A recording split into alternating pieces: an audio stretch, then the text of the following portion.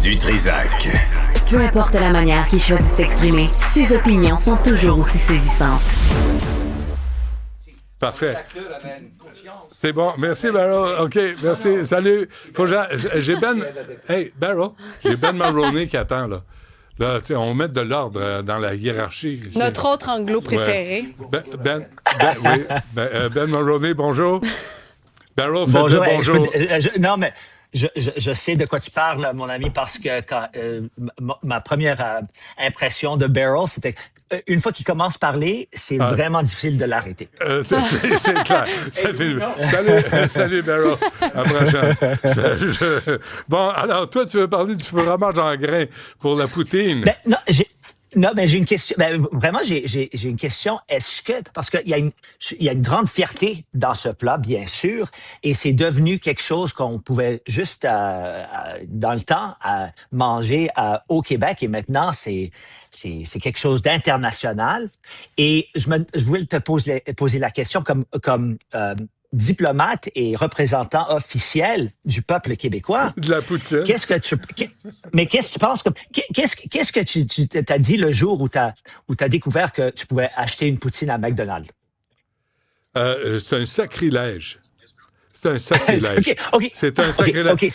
Et quand je vois les restaurants canadiens-anglais faire des recettes de poutine puis dire « It's a Canadian dish », hey, you know what? It's not. It's a Québécois dish. OK.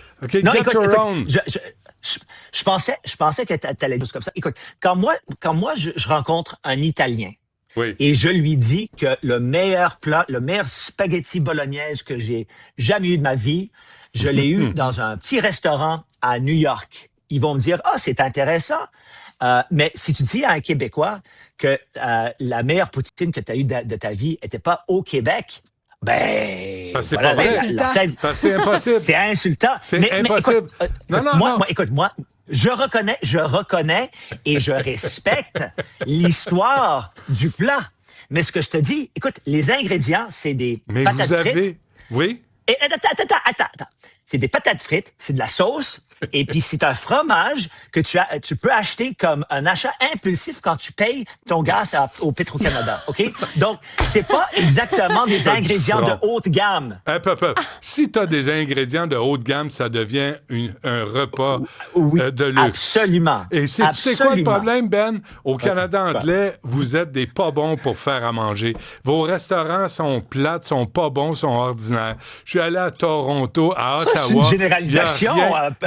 Il n'y a rien d'excellent. Si tu veux manger quelque chose... d'excellent. Non, c'est à Montréal que ça se passe. Mais je t'ai déjà dit que la scène des restaurants à Montréal, c'est quelque chose de différent. Mais je me demande si cet esprit de surprotection de la poutine est la raison pour cette nouvelle que ils veulent une appellation spéciale pour le fromage au vin. Parce que vous êtes toujours en train de nous voler tout ce qu'on crée au Québec. Parce que vous n'avez rien d'original au Canada anglais. Écoute, vous n'êtes pas capable de faire une série, à part Heated Rivalry, vous n'avez rien commis. Tu es une personne d'esprit forte. Tu n'es pas une victime. Tu n'es pas une victime. Non, je suis pas une victime, mais quand on reconnaît un voleur, on le voit, puis on l'identifie, on dit, c'est à nous, ça.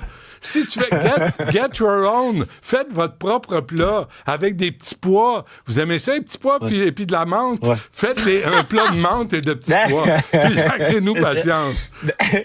Écoute, je voulais te dire, ma petite fille, Ivy, elle revient de son premier voyage scolaire. Elle était à Québec pendant 4 jours. Et elle a pris sa première poutine au Québec et elle a mangé des crêpes pour la première fois. Elle a décidé qu'elle veut... Maintenant, elle revient chez nous. Elle veut que j'apprenne comment faire des crêpes parce que je pense que sa vie a changé complètement. C'est une Québécoise, cet enfant-là. Mais non, mais tu peux pas l'extraire pour l'amener à Toronto où on mange mal, où c'est du réchauffé, c'est du congelé. Il n'y a pas d'âme. Il n'y a pas d'âme dans la culture canadienne. Juste au Québec. Ça, c'est le problème, je comprends. Non, mais écoute, ça dépend de ton point de vue. C'est une question de perspective parce que je pense qu'on dit exactement la même chose. Moi, je dis que dans l'esprit canadien, notre âme, c'est le Québec. Clairement. Sans nous, vous n'existez pas. Vous êtes juste un autre État américain qui parle avec un drôle d'accent. Ben, non, t'es pas une victime, mon ami. Oh, pas du tout. Non, mais je regarde le Canada. Écoute, tous vos meilleurs acteurs, vos meilleurs scénaristes, vos meilleurs réalisateurs, ils font quoi? Ils quittent pour les États-Unis.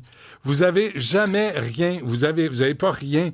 Les Canadiens anglais qui ont du talent quittent pour les États-Unis. Tout le temps. Ils passent un peu de temps aux États-Unis. Ensuite, ils reviennent. Ils reviennent pour faire un petit film. Ils font un petit film ici. Ouais, ils font un film ici pour l'art et ils descendent aux États-Unis pour le paycheck. Ouais. Vraiment. C'est ça. Ou ils vont faire une promotion pour Mark Carney avec elbows up sur le bord d'une patinoire. Ouais, c'est ça. OK, whatever. Non, mais tout le monde a le droit de contribuer à la culture de la poutine. Respectez le fait que c'est pas un Canadian dish, c'est un dish québécois. Puis moi, à partir de là, j'ai aucun problème. Moi, je corrige tout le monde. Ça vient absolument de la culture québécoise, absolument. Ouais. Et quand les gens disent que c'est un plat canadien, c'est oui, d'un certain point de vue, mais si tu veux vraiment savoir d'où ça vient, c'est oui. OK, donne-moi un plat populaire, connu à travers le monde, qui vient du Canada anglais. Bonne question. Le Canada anglais, le smoked meat.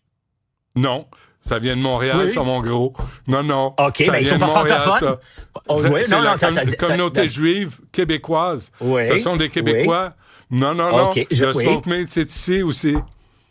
Oui, OK, mais oh, mon Dieu, oh God. Non, c'est nous autres. Non, je vais revenir la semaine prochaine avec une liste. Il n'y en a pas. Avec une liste. Il n'y en a pas. Les bagels sont pas mangeables au Canada anglais. C'est à Montréal, les bagels.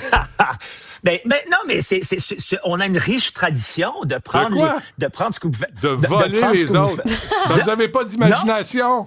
Mais non! C'est vous qui créez ces idées et ensuite, une fois l'idée a été créée, ils viennent ici à Toronto pour faire des profits. Ah oui, pour faire de l'argent, oui. C'est ce qui s'est passé en 80. On n'aurait pas Bay Street, on n'aurait pas la capitale financière du Canada ici sans le Québec. C'est clair. Ils disent souvent on devrait avoir une statue de René Lévesque sur la rue sur Bay Street. Ah oui, vous êtes incapable de créer quoi que ce soit. Alors, nous, au Québec, on crée, puis vous autres, vous reproduisez. Oui. Ben oui, puis vous faites de l'argent. C'est ça. Tant mieux pour vous. C'était quoi la manifestation à Queen's Park? C'est quoi, Ben? C'est parce que le gouvernement a changé les modalités des fonds pour l'éducation et tout à coup, tu avais des étudiants et des jeunes qui sont venus pour des manifestations, mais c'est devenu très violent très rapidement. Ah oui? Et il y en a certains qui pensent que ils sont inspirés de ce qu'on a vu dans les rues de Montréal et Québec dans les années 2010. Parce que moi, j'étais là. Hein? Moi, j'étais dans le Vieux-Montréal un jour, puis tout à coup, il y avait des manifestants qui sont venus en 3 directions. Je me trouvais au centre, donc il fallait que je me cache dans le métro. Moi,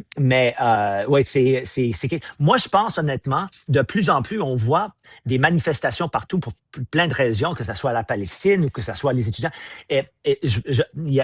Moi, je suis extrêmement en faveur de ce droit de manifester, de protestation, mais je me demande c'est qui paye ça. Parce que je pense qu'il y a des influences étrangères et financières qui ne sont pas en parallèle avec nos valeurs canadiennes. Et j'aimerais qu'un gouvernement ait le pouvoir de regarder dans leur compte pour savoir exactement d'où vient cet argent. C'est vrai, c'est une bonne question. Reparlons-nous demain, Ben, là, de ce 100 millions. Ah, t'es pas là demain, mais la semaine prochaine, là. Mais revenons sur le 100 millions que Mark Carney vient de décider de donner à des étudiants indiens. Alors que je voyais qu'en Ontario, on vient de couper le financement des étudiants. C'est absolument scandaleux. Mais je te laisse partir en vacances pour la fin de semaine. On se reparle lundi. Merci, Ben. Salut. À lundi. Bye-bye. Bonne poutine!